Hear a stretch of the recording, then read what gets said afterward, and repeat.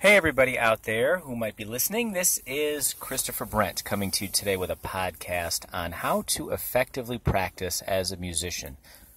So this one is obviously geared towards those who are actively learning a musical instrument, whether it would be piano, guitar, bass, violin, percussion, French horn, or voice, whatever it may be, right?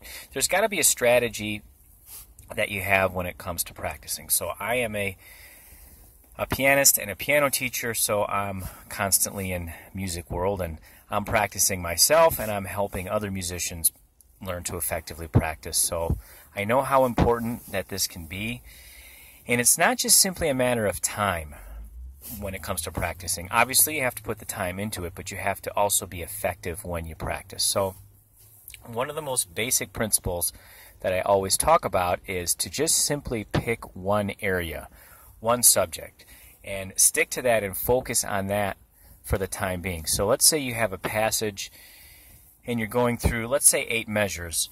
You want to maybe focus on rhythm and just make sure when you're going through those 8 measures, make sure the rhythm is accurate. Maybe you miss a few pitches here and there, but you're going to count and make sure that your rhythm is down. And then once you have that aspect down, then maybe you can go through the same section again and then make sure that pitch and fingerings and all of that that's going to be in order. So you might just say, okay, I'm going to go through it. I've got the rhythm. I don't even have to think about that now. Second time through, I'm just going to focus on pitch. Make sure all of the notes are exactly accurate.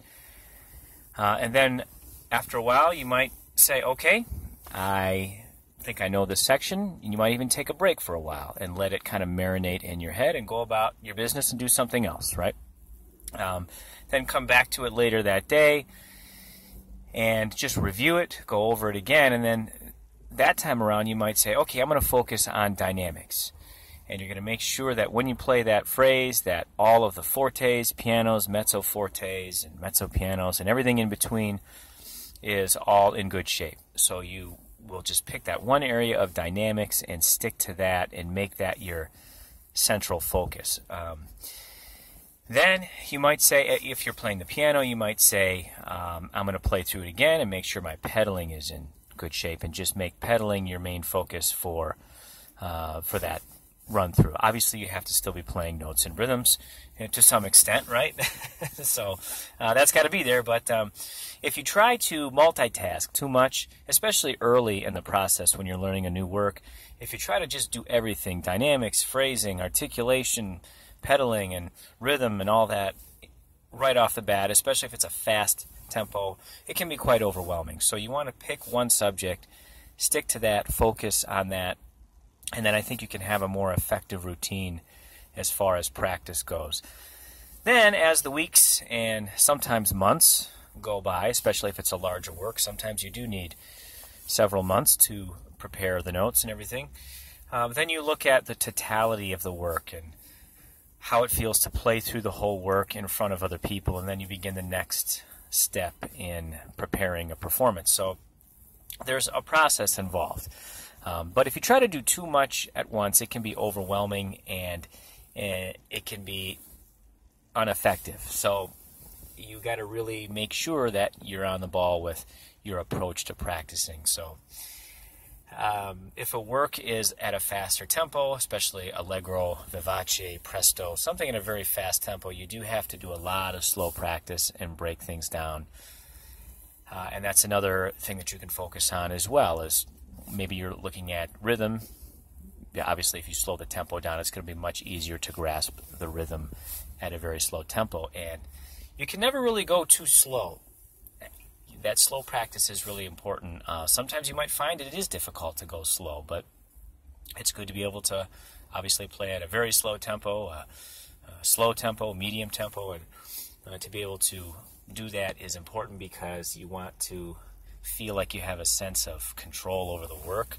You don't want to feel like the work is controlling you, especially when you go for a big performance. So these are things to think about. Try that one topic idea when you're practicing, that one central area of focus. Pick a topic. If you're obviously studying another instrument that involves intonation, You might say, okay, I'm going to play through this, make sure my intonation is really solid. When you're playing the piano, obviously you're not doing that. That's the piano technician's job, to tune the instrument. So, and then there's other things that go on, obviously, with vocal techniques.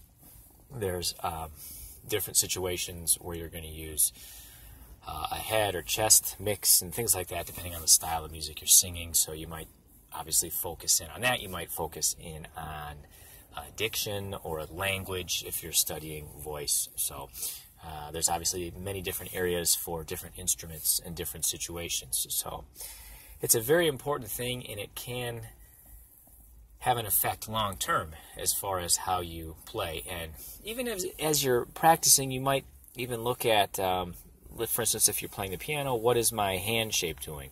Am I playing with curved fingers? Do I have the fingertip in the key? All these things are important. So you might play through the passage and just take a look at your hand shape and see if you're doing that. These kinds of things are important. You don't want to just play through a phrase just over and over again with no thought to it.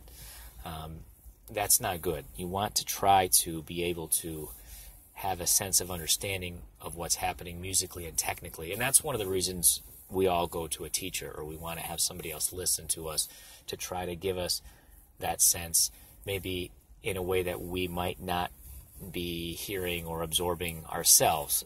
So it's important to have a teacher, or at least somebody who can critique you. A fresh pair of ears is always good. So hopefully this helps you understand some good practice techniques. If you have any questions, you can email me at chrisbrentmusic@gmail.com. Feel free to subscribe to my YouTube channel. I'm going to be making a lot of podcasts on lots of different subjects musically, so keep an eye out for those. Also visit my website at www.christopherbrent.com. Thank you so much, and have a wonderful day.